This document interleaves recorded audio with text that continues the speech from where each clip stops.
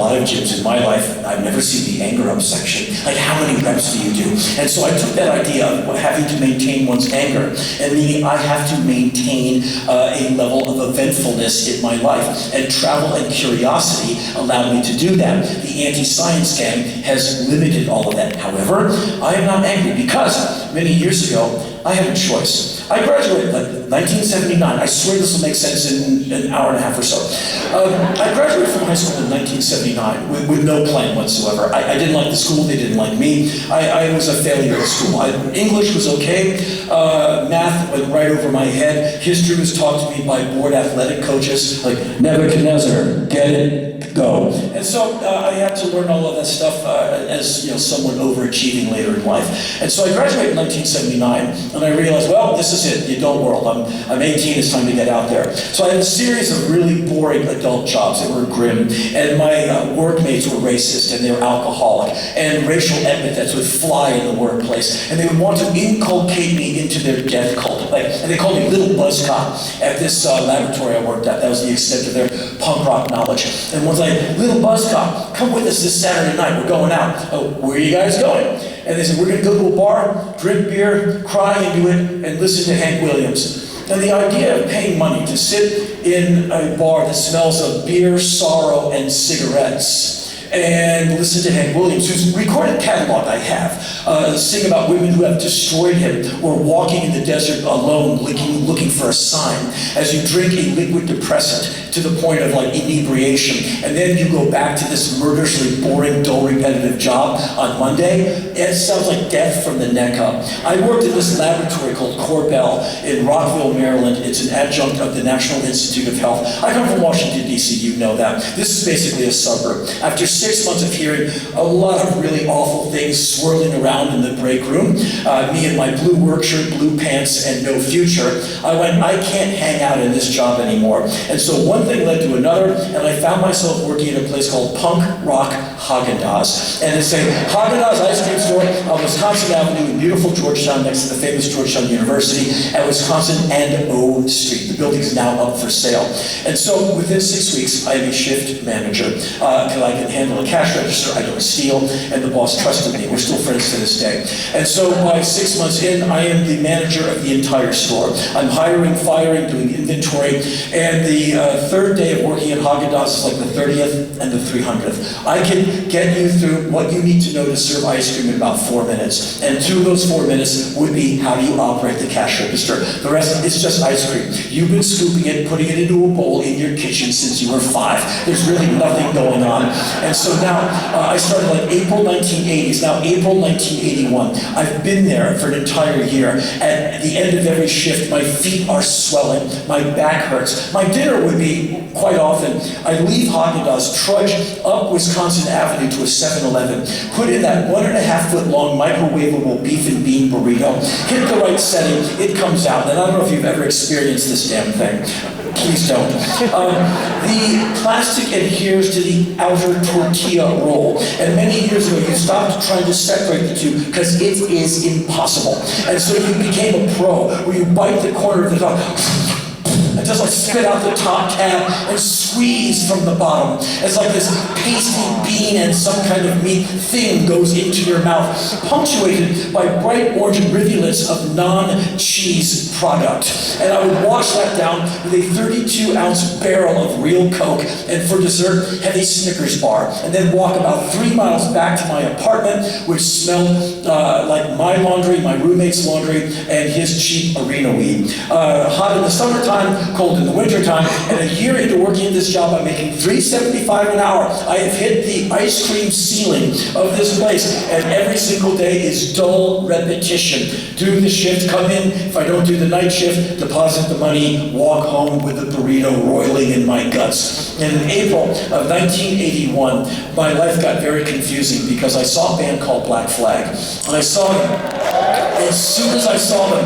I hated their guts. I hated them because they were mad, just like I was mad. And they made me think that maybe there's more to my life than being a character in a Bruce Springsteen song, showing up to this job day in, day out. They made me think, I could do something like that. I'm angry, I'm intense, I don't care about pain. I've been getting my ass kicked all my life. Like, I want that. I want the damn singer's job. And at the time, there was a guy named Des Cadena, who's a great singer, an amazing guitar player, and a genuinely good human being. He's a really good guy.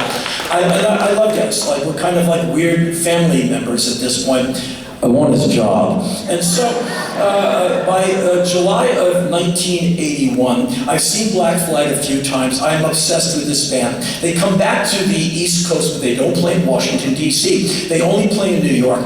I drive my car up there. I hang out with them all afternoon at Irving Plaza, otherwise known as Club 57. They did a show with some band called the Bad Brains opening. Yes, it was amazing, and yes, I still have the ticket, I am that guy. And so, they did a second show at a small club down the street. I went with them, and I'm looking at my watch. I've got to get in my car and hope it doesn't break. And I have to go to Haagen-Dazs, open the door, take a shower in the work sink, steal a brand new Haagen-Dazs shirt from my boss, put on my paper hat, and do a shift on no sleep. But I'm young and I'm angry, it's not a problem. So I'm looking at my watch, I really got to go. It's like 2:30 in the morning, I still have a long drive and a full shift. So I looked at Des at one point, I go, hey, I gotta go. Can you play a song for me? He goes, yeah, what do you want to hear? The stage is this high. I'm standing right in front. There's like 50 people in this room. Some crazy hour of the morning. I go, could you play that song that you guys have about going to work called Clocked In? It's one of Greg Gibb's greatest compositions. It's like at least a minute and a half long. It's like 96 seconds of possibility. And so I'm looking at Des and he goes like, yeah, and he dedicates the song to me. It's like 50 people in this room. This song is called Clocked In. It's about going to work, and it's for Henry because he's got to go to work. No one in this room knows who I am except the members of Black Flag. These are the sullen Lower East Side punk, like, we don't care about anything, man. And so I must have been looking at Des with some kind of intensity. He looks at me, I look at him, and he just sticks the mic. I goes like, you sing it. He hops off stage, I hop on, and I had this idea that Black Flag songs should be sung with the intensity that wounds the singer, that blood comes out of the mouth, that you have to shove your lungs back in. Brain matter and blood come out of the ears. The capillaries in the eyes break every single song. The singer dies and somehow magically resurrects after every song. Such is the total commitment to this intense moment.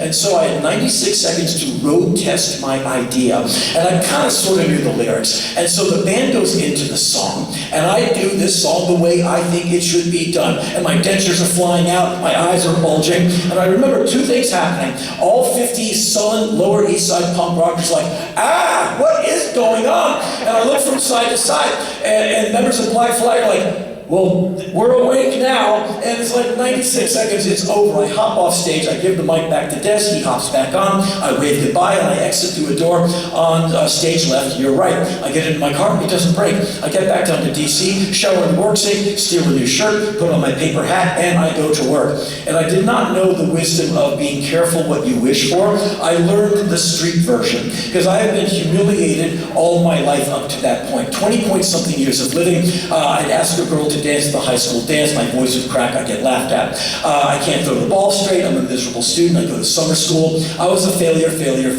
Tried to skateboard, all I would do is face plant. I'm not good at anything. But for 96 seconds, at 20-point-something years of living, I felt like a damn fish dropped into the right body of water. For 96 seconds, it was as good as I thought it would be. And now, I have the rest of my life at different minimum wage jobs to remember the 96 seconds that was as cool as I knew it would be, and it is officially over, and it's never coming back. And so, I have this lump in my throat. I get back to DC, lump in my throat. By the second day, the lump is really big in my throat. And the phone rings. The phone rarely rang at the ice cream shop. Sometimes it would be the boss, how's the money? It's in your office, like relax, man. Or it'd be one of the employees, I can't come in tonight, can you cover for me? Yeah, because I'm the head manager, I have to keep it going, and so I would do double shifts all the time.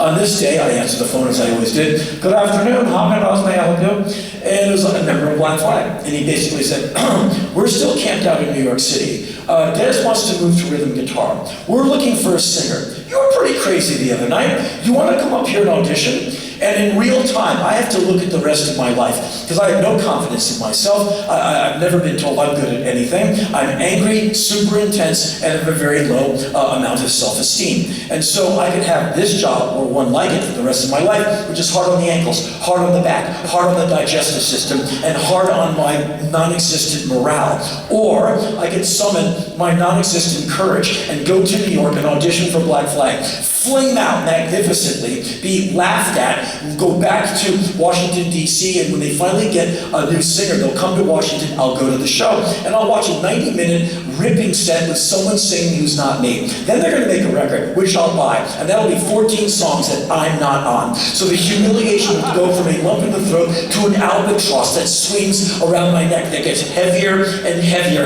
as the years go on. And like 40-some years later, I'm still at Haagen-Dazs with a 70-pound albatross around my neck. The internet will be invented, and an investigative journalist from Mojo magazine will travel all the way to Georgetown, because there is the guy who auditioned for Black Flag, flamed out, and hides his humiliation and shame by scooping ice cream into retirement. Like, excuse me, are you the guy who auditioned for Black Flag and flamed out?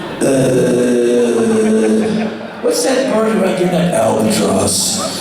And so either I can go up there and make a fool of myself, or I can spend the rest of my life never knowing what could have been. And so I took this great leap, and I'm not a tough guy, I'm not brave, but I went, I'll be there tomorrow, what's the address? And this was like 2 seconds, I was just like thinking at high speed, like, what's my life gonna be? And so I'm there the next day, I took an Amtrak train, I'm not trusting my car again, and within 2 hours, we're at a practice place called Mikasa. And there's a small room, we set up the gear, and suddenly I am looking at the new 2-guitar lineup of Black Flag. There are 4 men looking at me. I literally took these 2 fingers and I pinched my arm. I thought I was dreaming, because stuff like this doesn't happen to people like me.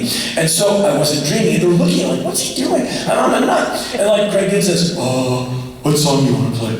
And I said, well, let's do Police Story. It's like one of the greatest things he ever wrote, one of the many great songs he wrote. And then they go into the song, I nearly fainted because all the blood went to my head.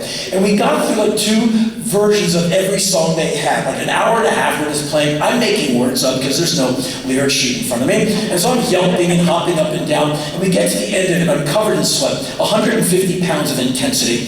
And so they go to the front lounge and await our verdict. Okay, so I figured it's going to be a few hours as they take out the sacred text and put the skull on it and light the candle and pass it around and light the incense and do the incantations.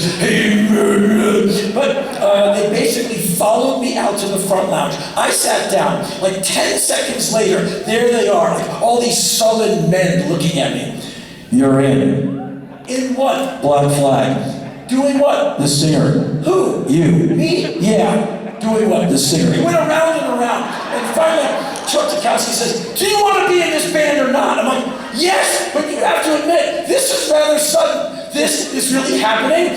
And Chuck Zukowski basically woke me up, and he just like shoved this massive folder of lyrics in my face, like, take this tour itinerary, go to Penn Station right now, go to Washington, D.C., kiss your little mommy goodbye, quit your job, give all your stuff away, pack a duffel bag, and find us as soon as you can. Go!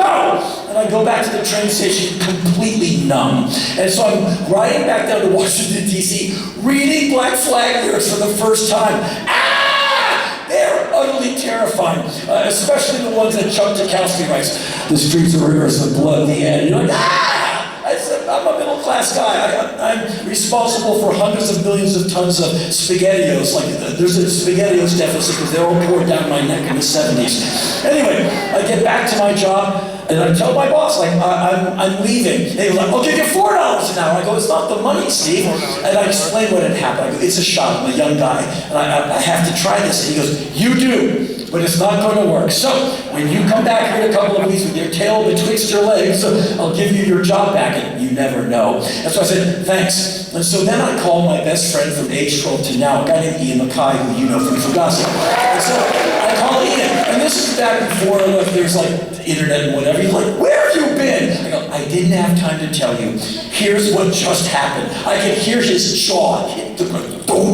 He said, really? I said, yeah. He said, okay, I'm going to help you move out of your apartment. I'll take your records and I'll put them in Discord House. We're going to give your bed away, give your desk away, and we got this. And a few days later, all my stuff was like given away or packed. I left Washington, D.C. Ian took me in his Dodge Duster from 1428 all the way down to the Greyhound bus station in downtown D.C. And I had 6 $20 bills in the front pocket of my pants and a duffel bag of clean clothes and those lyrics and the tour itinerary. I went overnight, I still have the bus ticket, from Washington, D.C. to Detroit. I can't sleep too wired. And so I get to the bus station, I take a taxi to the address of the club, which I think was Clutch Cargo's, which I think has been bulldozed. Small club, it's about the size of your living room. And so I walk in, it's the afternoon, the band's not there yet, and there's a woman behind the bar. She goes, may I help you? And I said, for the first time in my life, as a declarative sentence, thinking he's going to blow in my face like a joke cigar, I said, I'm the singer in Black Flag. Like, let's try this one out. And instead of like laughing and telling me to get out of her shop, she said, well, would you like something to drink? And I walked up to the bar and said, I'll have a Coke, please. And I got that Coke that you had maybe. It's like half water, half syrup, no carbonation, one lonely ice cube at the top, and that weird red straw thing that has like 2 hypodermic needle-sized diameter holes, and me, the overachiever. I'm really trying to make it work. It's so frustrating. Apparently it's a stir. So why do I need a stir for this Coke? And I'll never forget this. This is true. I sat at this bar with this like lukewarm Coke, sipping at it, thinking to myself, and this is what I thought. Free drinks.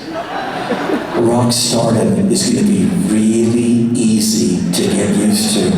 And so, a couple of hours later, the van pulls into this parking lot. The door's open, I can see it. I go running out there with my duffel bag, my tail wagging. I'm like, hey, I made it! And that's where I learned that no one in Black Flag smiles. And so, they surround me and one of them says, do you have any money? And I naively pull out the 6 folded $20 bills. They robbed me the parking lot. What's in the duffel bag? Freshly laundered clothes. My duffel bag was opened and my new clean clothes were redistributed amongst my feral bandmates in about 3 or 4 seconds. Gone.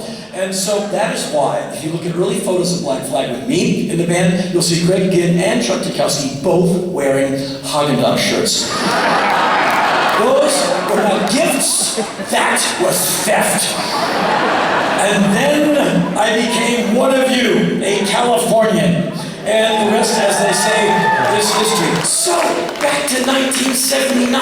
Got out of high school, got the job at the ice cream store. On the phone with the guy from Black Flag, making a major decision that got me in front of you tonight. And so in that moment, don't you think I could have had the time to